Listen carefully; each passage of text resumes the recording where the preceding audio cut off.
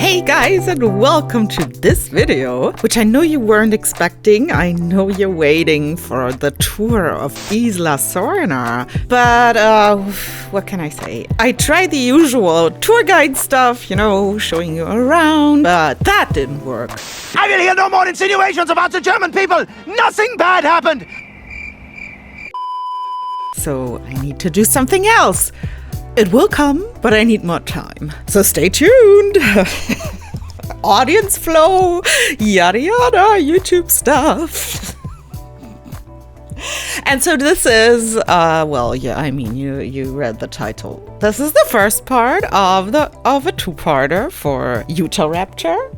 And I try to do a simple, beautiful build. I guess turns out I'm incapable of doing simple. I'm here in this world to complicate stuff and lose myself in details. Yeah, so welcome to this first part where I'm going to work on the beautiful front exhibit for the Utahraptor with a lovely waterfall and a beautiful guest section with all the new decorations. I made myself a sketch, as you see, and I used the Jurassic World entry because it has these two path connections, so you can use it to split the park up into a guest section and a worker section. And I did that. It works like a charm. Can recommend 10 out of 10. Perfect. And I started a little bit off camera with the giant mountains in the background, but the detail stuff that I'm doing right now is the most important because just adding this mountain there, this just took me half an hour. So it was just basically adding elevation, and now with the smallest brush, I'm adding ridges and whatever you need to turn this into a real mountain, quote unquote.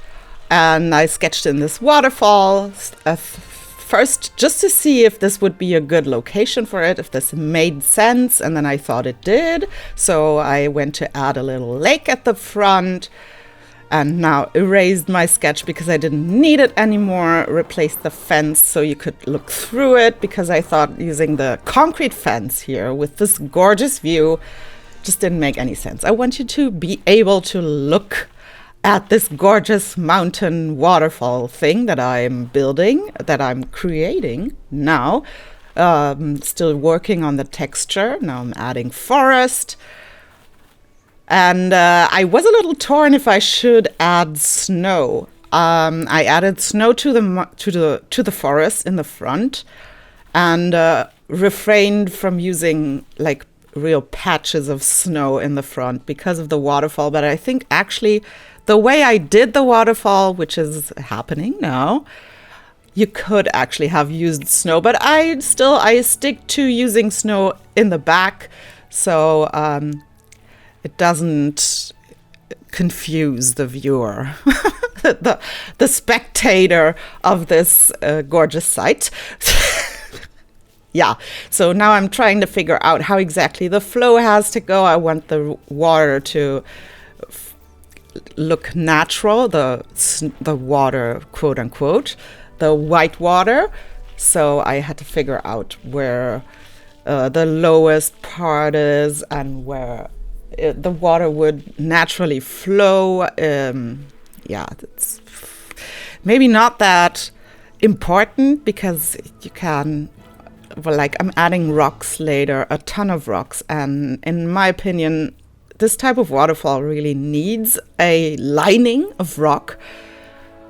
And with that, you can sort of manipulate how you perceive this direction of flow that you're simulating here. So yeah, but now I'm starting to do the rock work, and it's a lot. This is a long portion of this video because I don't know. As you might know, I'm the one who miraculously by accident, or I don't know, a spur of the moment magic thing happened, and I stumbled across this method of making waterfalls. And to me, I feel like you need to sell it with the surroundings. It works if you just draw this line But it works even better if you embed the snow into like a path of rock so that it looks like the water really has carved its way through there. So I'm using like mostly straight edges. Oh my God, I have trouble with this word today. Straight edges surrounding the water, like you see here. And the more you do this and the less space you leave open, it turns into something realistic, I think. Now, of course, this looks weird to have this corridor of rocks and nothing else around it. So the hard part really is to bring it all together. So you have to blend out all the rock work to the sides of this, which is what I'm doing like every now and then. I already started here on the left side to sort of have the rocks meander up the mountain. And I'm adding lots of tiny little rocks inside so that I don't know. To me, it looks as if those were rocks sticking out of the water that haven't been washed away yet. And really, it's all a matter of finding the right side of the rock that really guides the water and also guides the view. So this long rock next to the water, I always put it in a way that it sort of points towards the bottom, towards the direction I want to sort of make you believe the water is flowing. And I think that helps a lot. Now, I know this looks messy right now. Believe me, I think this one turned out pretty good. It's not done yet. It's a lot of rocks. I know. It looks weird. So now I'm starting to add rocks to the sides and to the water in the lake and stuff to help make this come around and come together. I think, what can I say? Who am I to sing my own praises? But in this case, I will, because I think it looks really good. Now I'm moving a few rocks because they sort of, obstructed the view. Now, also very important, you can't bring the mountain close to the water, the forest close to the water with the brush, because it will, grab up the snow and put it everywhere. But I think it's really important to sort of blend these rocks in with some vegetation. And once that is done, I mean, again, who am I to sing my own praises? But I think in this case, it's okay. It doesn't look at all, at least to my eyes, weird that there's all these rocks next to the water. So nearly done with the waterfall. I just had to put some more texture, a little bit of flowers, water, vegetation next to the rocks. But I'm going to come back to the waterfall in a second because the top part is not lined yet. Also, one thing to think of, if you put something like this, like a waterfall, into the backdrop of your exhibit, it is your focal point. I added the fence, and since the Utahraptor is not walking through water, I'm just putting the fence up to the rocks, and they won't be able to get out because there's the water in the way, so they don't have any way. So what I wanted to say, if you put something like this in, like the waterfall, in an exhibit, you automatically make it your focal point of the backdrop.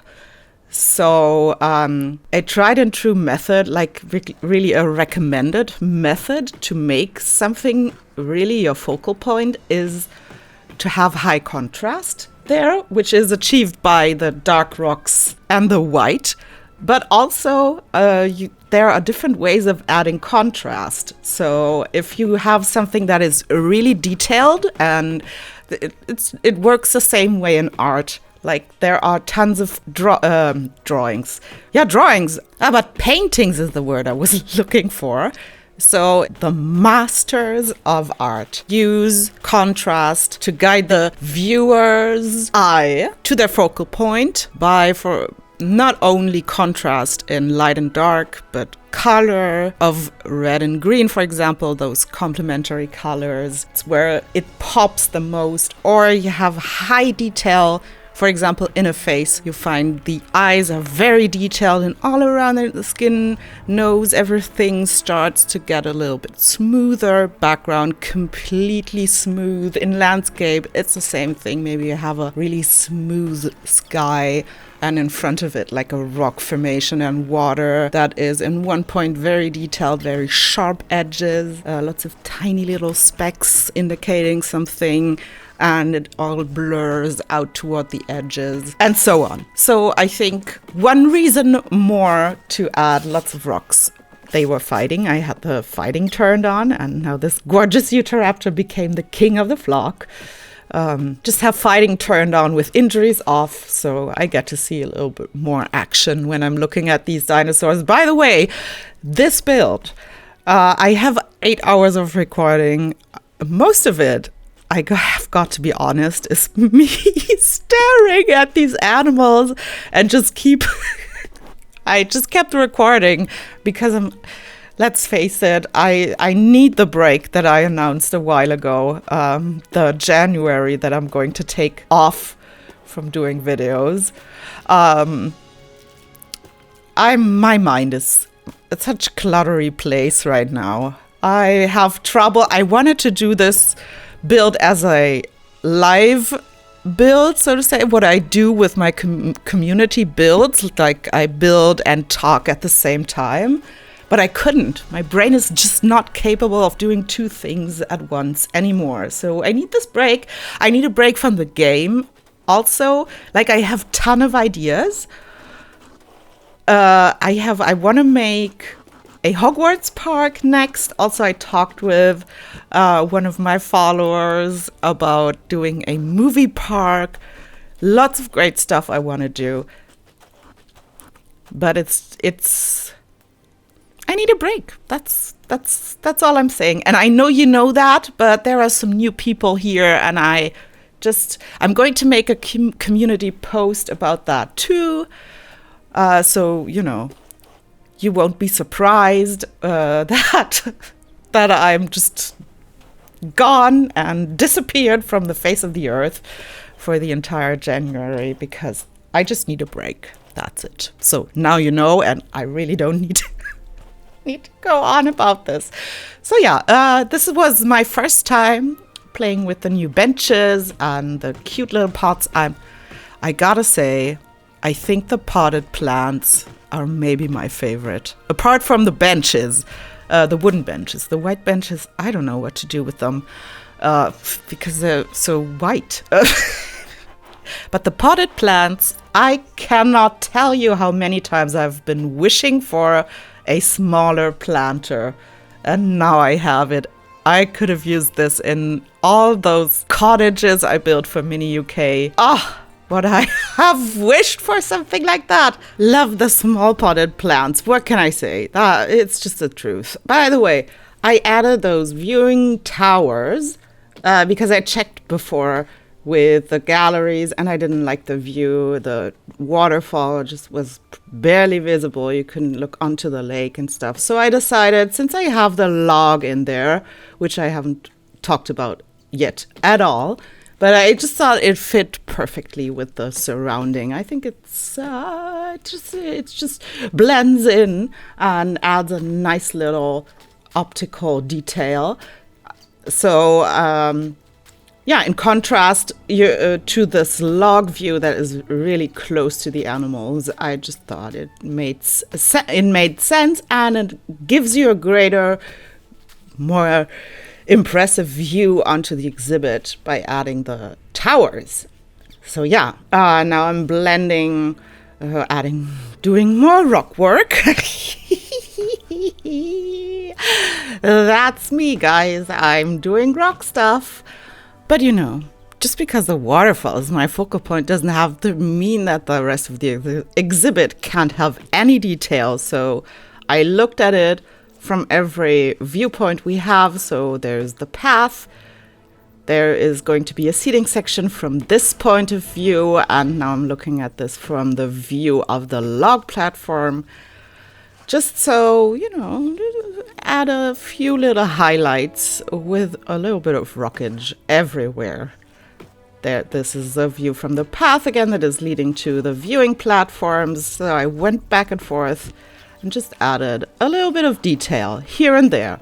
And those Utahraptors, by the way, I bred like 1 million of them. That's not true. I think it's 12 or 16 maybe, because I underestimated the size of this exhibit, and the 4 first Utahraptors I bred turned out to look so forlorn in there that I just had to breed more, and all of a sudden I couldn't stop breeding. I just love these creatures. And to be fair, I haven't checked out the other ones for myself from the DLC. I know I have been wishing for Gigantoraptor, so I'm probably going to love that guy. But I knew that Utahraptor was probably going to be my favorite. I don't understand why people are such a fan of Concavenator or Concavenida, however you pronounce these. And yeah, Tarbosaurus is just weird. It's just a cartoon figure. So yeah, whatever. Now I'm starting to add guest section stuff. This is going to be a huge seating section. I'm going to have a lot of fun placing picnic tables and chairs and stuff there. And it looks, in the end, it's going to look very cluttered and stuffed. You don't have to make your seating sections such as I did here. The amount of people that are in this park just because of those 16 Utahraptors, it's insane. It's probably you would need that many tables and chairs that I put there to host them. But still, it doesn't look very clean and neat. So just take this as an inspiration. You don't have to follow every step, but I designed this so you could, if you wanted to, incorporate something like this in your park, which means, now I'm just adding path connection, which means that right now I'm separating this viewing hub, or whatever you want to call it, that connects to the viewing opportunities to the Utahraptor exhibit, to create sort of like a separate section. And later I went to add like just the exact same layout to the other side of the path, so you could even connect another exhibit on the opposite side of the Utahraptor exhibit and have this sort of be like a viewing hub, as I said. And now I played with those new flags, just put them there, thought they looked very flimsy and small, so I grabbed this bison light because I wanted to add height and importance to them, and just checked out how they looked. If this works, then I even checked it out at night, because I'm also a little bit disappointed that those flags don't have any light to it or whatever, and I thought this kind of works, gives it more importance. So I continued to add this row of flags with the bison lights. I just stick to that combination because I thought it works. Why try something else? And line this path to the connection point of the log platform, and then I had to add, of course, the light to the rest of the flags that have been positioned so far. I had to delete those because I didn't have space for lights in between the rock sign there with the Jurassic Park logo on it. So yeah, and checked at night. Now it depends on how you position the lights. If you put them like smack center, Your flags won't look illuminated from any viewpoint or from both sides, which is a little bit sad, but it encourages us to don't be perfectionist and just place them eyeballing, and it reminds us that this is a game and we should have fun with it and don't try to, make it perfect, because perfection is boring and it's not fun. It's making us stressed out. So yeah, that's a little info here for you. Now I'm doing what I always do pretty much when I'm out of ideas, and let's face it, I am, but I have already spent a whole portion of this talking about me needing a break, so I'm not going to repeat myself. So I line this with the walls and put vegetation in it, stick to the biome specific vegetation in this whole build, and now I'm trying to make this look a little bit nicer, but then I realized you can't see the cute little rock formation I built just behind here. You can't really take a really good look at it when you walk by there, but I just wanted to have something there, felt weird to leave it empty, and it was definitely not the purpose to cover it all up with bushes. So, but still wanted to hide the ugly connection point that those towers have. So I put the bushes there, and I added benches and bins. And I don't know about you guys, I didn't ask for bins. I don't see why we would want bins, but I get it. Okay, it's okay. But now that I have them, I need to place them everywhere where I put benches, basically, and tables and chairs. And in this seating section, same thing.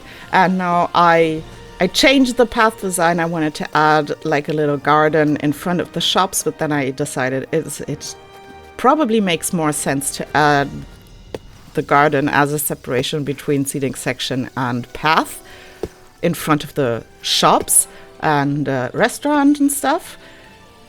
So I just changed that, filled this one with vegetation as well. Now I made an exception of the biome specific trees, just because this is the perfect tree and the mata trees are just so beautiful. I thought as a separation, this would be more beautiful to have a really leaning tree that leans over the path. And now I'm creating a little bit of a mess to have the path end up with the walls, and replacing path to be able to delete it. And yeah, it's chaos, it's a mess, but it ended up working.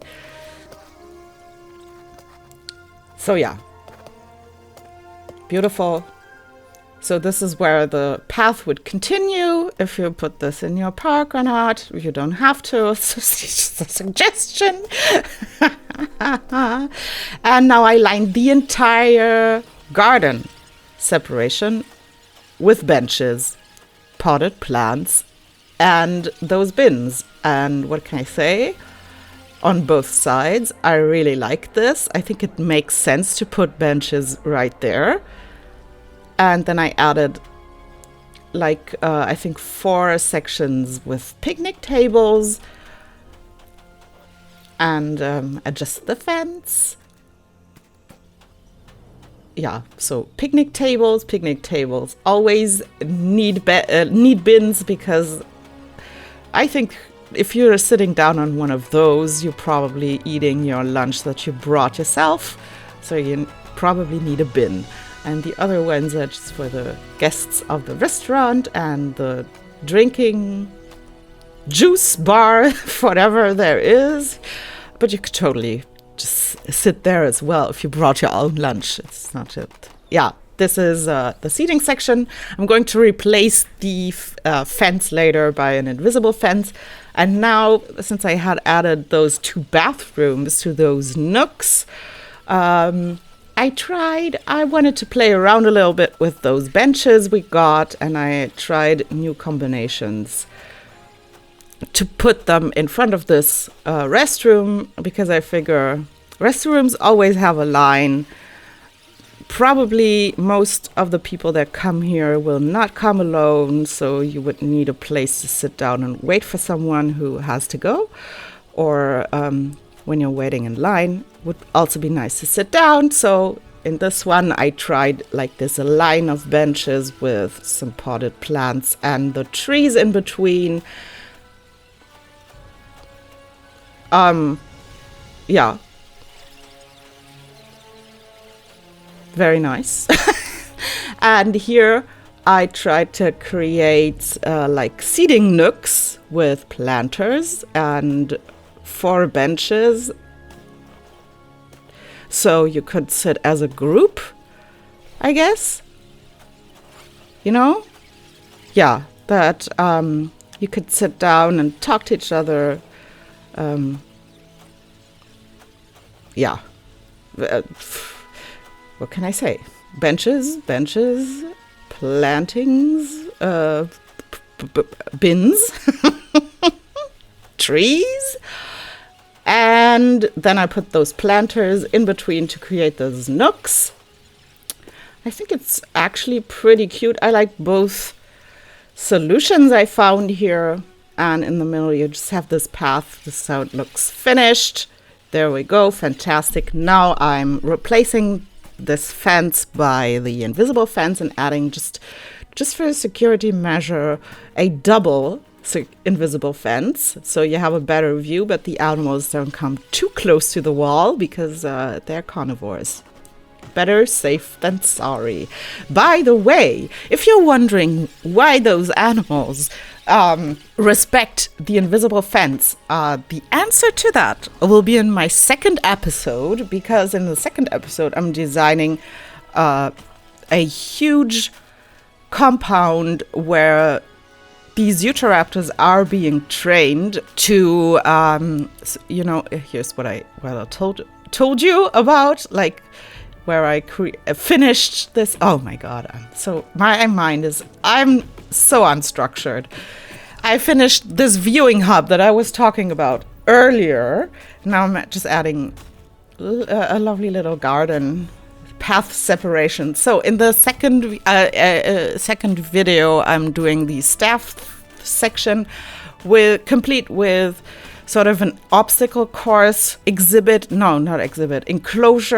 and it is sort of a training ground for those Utahraptors, because I thought they should be probably as intelligent as their Asian relatives. Now this build is done. Just while you take a look at it, I'm telling you what to expect next week. So I designed like an obstacle course to sort of, to train these animals for the military, and also to respect the invisible fence and all sorts of stuff. But more in-depth information on that in the next video, so stay tuned. Thanks for watching.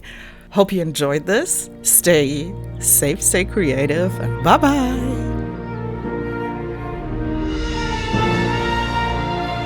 Thank you.